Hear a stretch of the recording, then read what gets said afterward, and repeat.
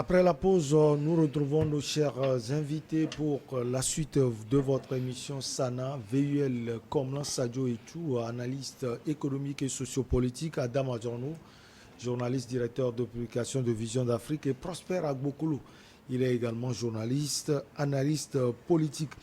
Des hommes armés ont tué une vingtaine de passagers. Nous sommes au Burkina Faso, c'était samedi et dimanche, dans les régions du centre-est et des cascades. Sana Sadio, la violence continue toujours son chemin au pays des hommes intègres. Oui, c'est malheureux de faire le constat là, et cela révèle et confirme toujours le mode opératoire sur plusieurs théâtres où ces groupes armés terroristes sont actifs. Je crois que c'est une situation qui ne date pas d'aujourd'hui. Et cela confirme, ou bien cela nous rappelle que le plus difficile est encore devant le Burkina. C'est vrai que beaucoup d'efforts, le premier responsable du pays, M. Ibrahim Traoré, ils ont fait recruter des volontaires de défense de la patrie, je crois le nombre c'est 90 000. Et si aujourd'hui, comme on appelle, on s'en prend toujours aux civils, il faut comprendre que c'est une stratégie bien ficelée de la part de ces groupes-là qui s'attaquent au maillon le plus faible. Oseraient-ils s'attaquer à une armée régulière en face à face? Je ne pense pas qu'ils résisteraient face à la puissance de feu de la réplique. Donc c'est ces actions sporadiques-là qu'ils font pour maintenir la psychose au sein de la population, les pousser à se déplacer pour qu'ils viennent occuper le terrain. Et il ne faut pas interpréter ça comme une faiblesse de la réponse sécuritaire de la part, comment dit-on, des autorités burkinabées. Ce qu'il faut comprendre de ce drame, c'est que ce sont des crapules qui décident de s'attaquer à des personnes sans défense pour marquer les esprits, pour semer la psychose. Et je crois que c'est dans ce ordre-là qu'il faut intégrer ce drame-là. C'est déplorable tout simplement. Au moins 4 personnes ont été exécutées, dont le chauffeur, les 2 apprentis et un passager aussi. Alors Adam Adjorno, ces scènes, lui il parlait de psychose tout à l'heure. Comment vous, en tant que journaliste, vous pouvez analyser cela? Vous savez, le Burkina Faso aujourd'hui est le terreau favorable à des groupes armés qu'on n'a pas connus par le passé. Puisqu'il suffit tout simplement de lire dans les actions et les usages d'un certain nombre de groupes armés pour comprendre qu'on est en face de tel ou tel groupe armé ou de tel ou tel groupe terroriste. Et je pense que cela devait davantage nous inquiéter. Et nous également, les pays côtiers, notamment le Togo, qui est ce pays-là frontalier du Burkina Faso, et qui naturellement aujourd'hui, lorsque vous lisez en réalité les pratiques terroristes que nous avons sur notre territoire, est beaucoup plus orienté à un groupe terroriste qui n'a pas l'habitude de s'attaquer donc à la population. Et on l'a vu pour ceux qui ont été donc des communications publiques, on a vu que il y avait pas, ils étaient dans la position venue, ils ont attaqué les nôtres, mais ne sont pas attaqués donc aux populations. Mais actuellement, on a constaté que ce terrain-là, qui commence d'ailleurs même par hanter le Burkina Faso, devait être davantage inquiété. Qu'est-ce qui n'a pas marché? Est-ce qu'on est en face d'une idéologie qui interpelle plus d'autres groupes armés à intervenir? Puisque le fait, lorsqu'on s'attaque naturellement à la population, c'est là où ça fait mal. Ça fait beaucoup plus mal parce que lorsque vous prenez les États, vous êtes là, c'est justement pour la protection de ces populations-là. Mais si au même moment, ces populations-là paient le prix de l'insécurité ou pratiquement du mauvais choix stratégique en ce qui concerne la lutte contre ces groupes armés-là, ça inquiète davantage. Et je pense que ce qui est en train d'arriver ou qui s'est produit au Burkina Faso inquiète énormément et devait donc interpeller le gouvernement de Traoré à d'autres stratégies, à d'autres effets de stratégie et toujours de recanaliser entièrement donc la lutte. Puisque la lutte actuellement, ça veut dire que nous ne sommes plus en face des groupes armés recherchés, puisque c'est de ça qu'il s'agissait depuis lors où nous avons parlé entre-temps de propagande également, puisqu'il ne faut pas quand même se voiler la face, puisque c'était également le cas où pratiquement les vidéos nous sont donc montrées du fait qu'il y a eu une montée en puissance de l'armée qui a commencé déjà par inquiéter ces groupes-là dans les zones données. Ça veut dire aujourd'hui, nous sommes en face des gens qu'on ne reconnaît plus, qui n'ont pas un territoire marqué, mais qui viennent, ils sèment donc la zizanie et ils repartent tranquillement. Et donc là, c'est là où le jeu est beaucoup plus dur à cerner. Est-ce que aujourd'hui, ils sont des groupes qui sont en train de dupliquer ou pratiquement, nous sommes en face d'un groupe aux pratiques inconnues? Puis c'est de ça qu'il s'agit parce que c'est quand même rare. C'est vrai qu'on a vu des groupes armés, ils font des coupeurs de route. Puis c'est aussi ça. Puisque lorsque vous les prenez singulièrement, aujourd'hui, c'est vrai qu'il y a des terroristes qui ont des modes opératoires, mais également, nous avons des groupuscules qui sont des groupes armés qui viennent et font qui coupent des roues, mais en recherchant autre chose. Mais ici, les gens sont exécutés. Et la voiture où le bus transportant ces individus-là a été donc incendié. Ça, c'est une alerte qui a été donc lancée au gouvernement de Traoré. Et donc, je pense qu'aujourd'hui, il est très difficile de pouvoir cerner ce qui est en train d'arriver quand même au Burkina Faso. Et moi, naturellement, nous interpelle, puisque quand même, ce serait quand même de la désolation si, quand même, à notre niveau, nous commençons déjà pas à voir ces groupes armés qui sèment donc de la zizanie, qui sèment donc de la détresse dans nos populations. Alors, ces genres de choses prospèrent à beaucoup, rendent difficile le combat des dirigeants. On sait déjà, comme Sana l'a dit tout à l'heure, l'engagement du président Ibrahim Traoré qui a recruté des volontaires pour aller défendre la patrie, mais la méthode des groupes terroristes aussi laisse à désirer. Oui, c'est déplorable. Nous nous inclinons, comme d'habitude, devant la mémoire donc, de ces victimes malheureux qui n'ont rien fait, des gens sains qui sont massacrés par la volonté de pervers qui menacent, qui font de n'importe quoi. Pour quel motif, on ne le sait jamais.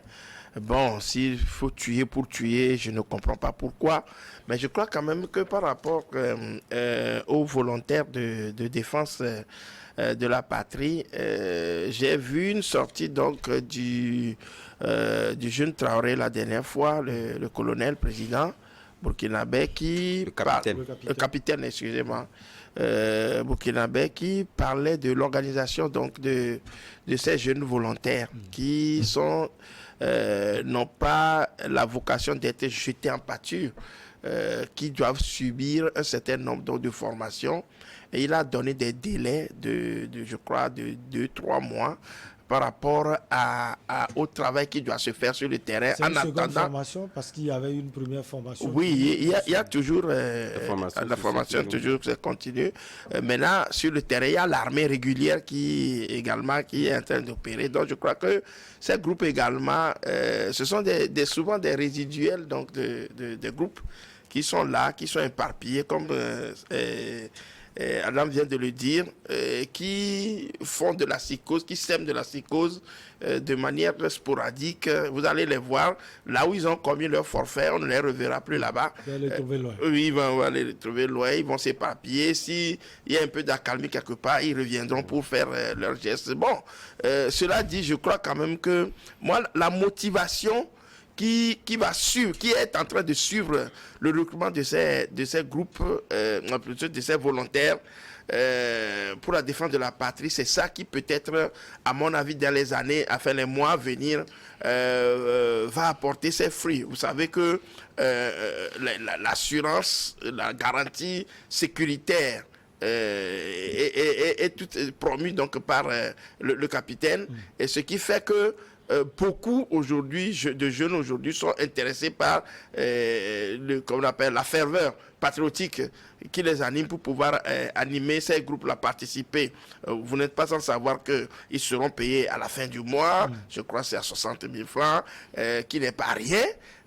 Ils sont pris en charge. Vu l'effectif. Bon, vu l'effectif, voilà. Ils sont pris en charge sécuritairement. Ils ont l'alimentation. Vous savez qu'entre-temps, on avait parlé donc de ce manque donc, de ravitaillement qui a fait que les gens n'arrivent pas à se nourrir. Donc, ils sont affamés quand on vient, on les attaque. Donc, je crois que c'est un certain nombre de problèmes qu'ils ont pris socialement, qu'ils sont en train de régler, qui, dans les mois à venir, peut apporter. Maintenant, c'est vrai que on doit tout faire pour couper ces circuits-là et permettre à ce que tout le pays soit donc pacifié afin que le Burkina retrouve donc ses lettres de noblesse.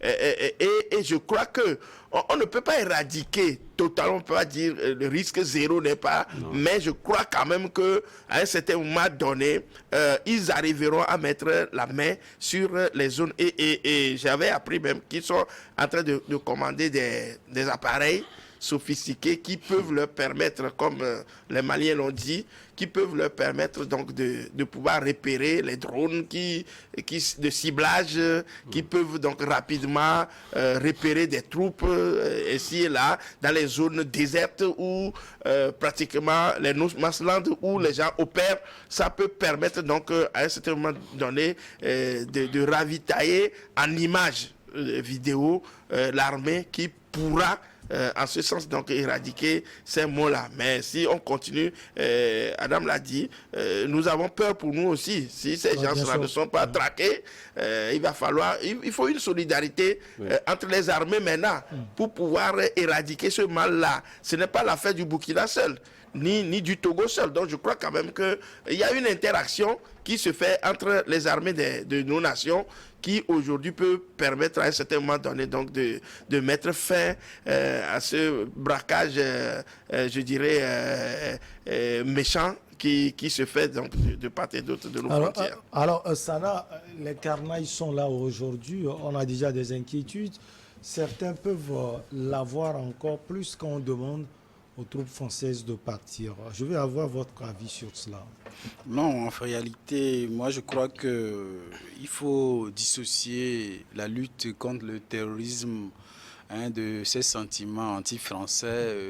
La demande de départ de ces 400 militaires français est justifiée à mon avis parce que lorsque sur votre territoire vous avez la menace sécuritaire, les groupes armés qui vous déstabilisent et que vous avez une information et que vous en tant que, si je peux le dire ainsi, des étrangers, une armée qui en sol étranger, vous privilégiez la sécurité de vos citoyens, on se dit que finalement, nous, notre sécurité, ça ne vous intéresse pas.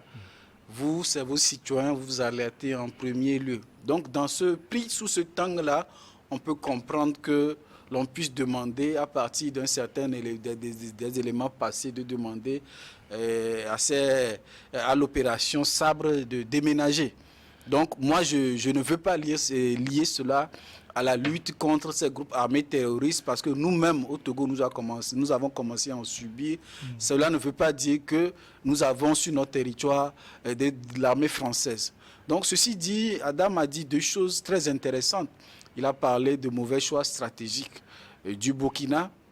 Et sur ce plan, c'est nécessaire de ne pas faire porter ce chapeau-là à M. Ibrahim Traoré parce que ces mauvais choix stratégiques ont été posés, ces actes ont été posés par ceux qui étaient détenteurs du pouvoir et qui l'ont précédé.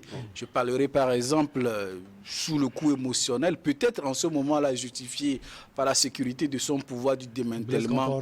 Non, après lui, du démantèlement du RSP qui était la fleur du renseignement, qui était bien outillé sur le plan logistique pour faire face à ces groupes armés terroristes et qui, à un moment donné, était leur interlocuteur privilégié.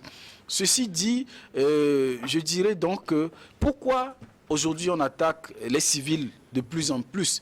Il faut le comprendre tout simplement parce que des civils, vu l'état de faillite de la réplique de l'armée régulière, aujourd'hui les civils, plus précisément beaucoup de chasseurs nommés les Dozo, ils sont organisés pour défendre leur communauté.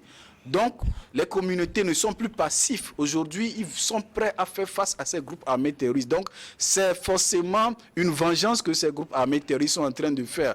Vous les laissez passer, vous vous taisez, ils ne se déchargeront pas contre vous, sur vous. Maintenant que vous êtes organisés pour faire face, donc, ils se disent que maintenant, ce n'est plus l'armée régulière qu'ils ont en face d'eux. En face d'eux, il y a aussi des civils. Donc, naturellement, c'est pourquoi ils attaquent les communautés. Et on comprend aisément pourquoi, à un moment donné, un diplomate français puis dit qu'il y a des risques de guerre civile, et même repris par un opposant et pas des moindres qui dit que la menace du génocide n'est pas loin au Burkina Faso.